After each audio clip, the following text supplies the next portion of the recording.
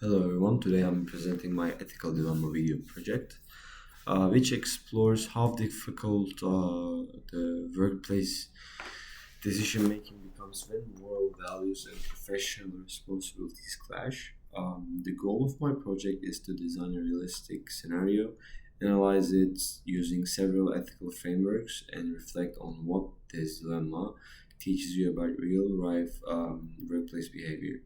Since I'm completing this assignment on my own, I developed all the parts independently. I created the concept and wrote the storyline and recorded this video as well. So doing all of this by myself allowed me to think carefully about very um, step, like every step, from shaping the ethical tension to deciding how to story unfolds visually. For my topic, I chose an issue that feels extremely relevant in contemporary workplaces, a conflict between projecting a coworker's confidentiality and responding to pressure from management. So this dilemma comes up more than people realized, especially today when companies collect large amount of information and employees constantly navigate boundaries and private around privacy and authority and trust. I wanted to capture the feeling of being stuck in the middle, the sense that no matter what the employee does, there will be consequence. So in my scenario, an employee accidentally receives sensitive and personal information about a coworker.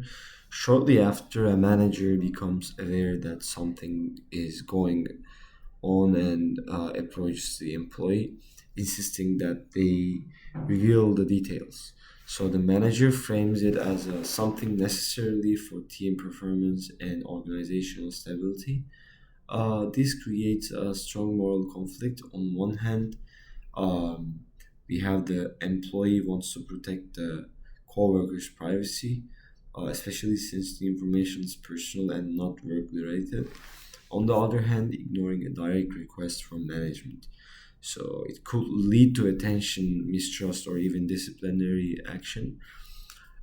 Even the subject individual might face with layoff as well.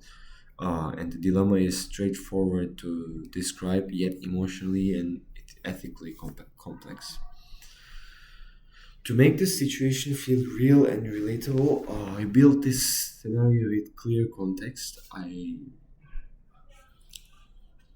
show the workplace environment, the subtle power imbalance, and the pressure that employee feels from the both sides. So also there's, if you can see how quickly normal work they can turn into an ethical crisis simply because new information enters the picture.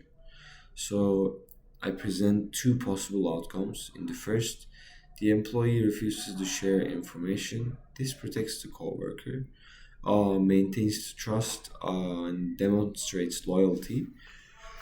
However, this decision carries personal risk as well. Management might label the employee as uncooperative or unprofessional. In the second outcome, the employee decides to disclose the information. While this reduces personal pressure and satisfies the manager, it violates the coworker's privacy and damages the relationship. This and sets a dangerous precedent um, for entire workplace culture. So I wanted to viewers see that both choices have real consequences. So neither option feels completely safe or completely comfortable. None of them feels wrong. None of them feels completely right.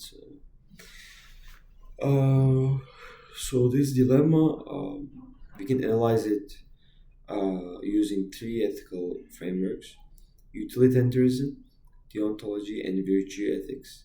So each framework offers a different lens, and each one changes how we evaluate the employee's choices. So, from a utilitarian perspective, the focuses on overall the consequences.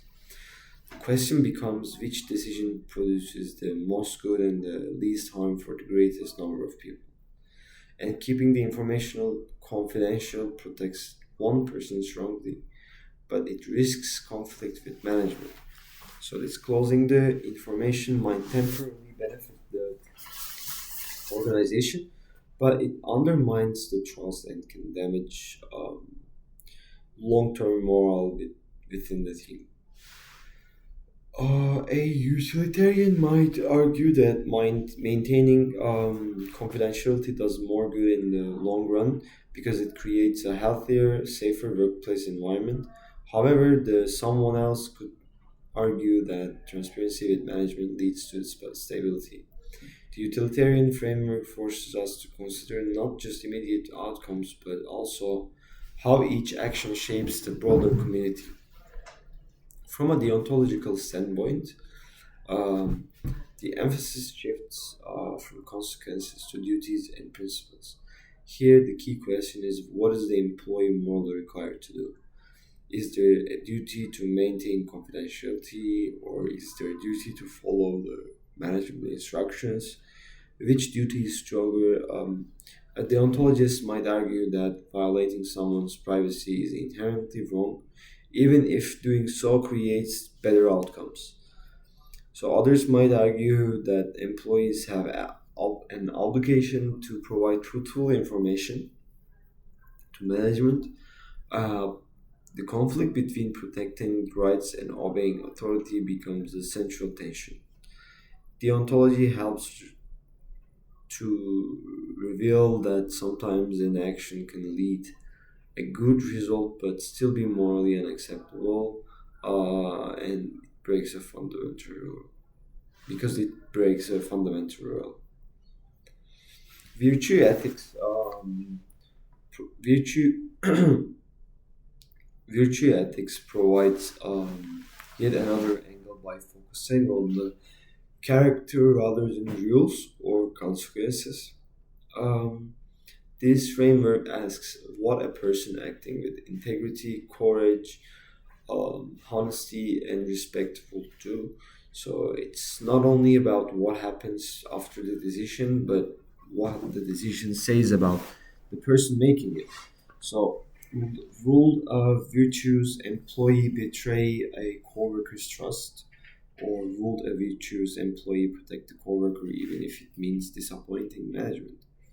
So, virtue ethics pushes up us to think about what kind of professional we strive to be and how each decision shapes our reputation, our relationships, and our moral identity in the workplace.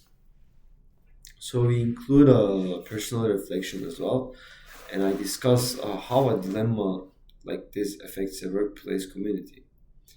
Breaches of privacy can destroy trust, while pressure from management can create fear and uncertainty. So I also talk about what organizations should do to prevent these kind of conflicts. Clear, in my opinion, clear confidentiality policies, ethical decision training, better communication, and safe reporting channels are crucial.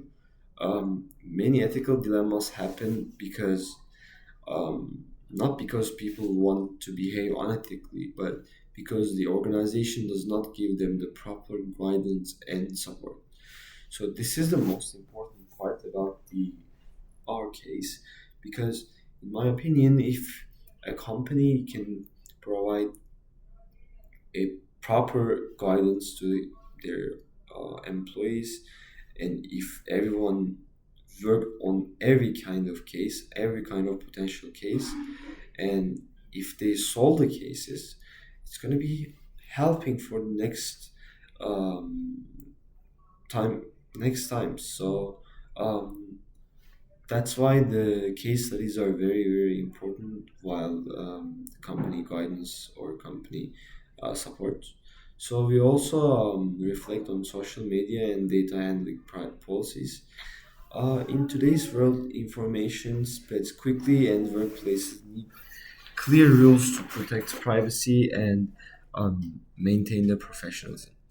So employees should know exactly what information they're expected to share and what boundaries exist and how to manage sensitive material responsibly.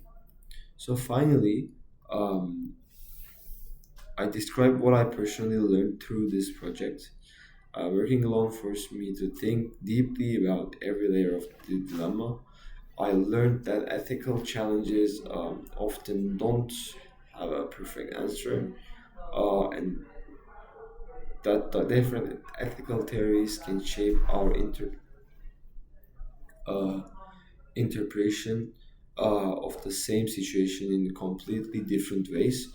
So I also realized how important it is to act with integrity, but also to understand the structural pressures that influence workplace decisions. So this project strengthened my awareness of ethical complexity and helped me appreciate how hard it can be to make the right choice when every option carries a cost. Thank you so much for listening to me.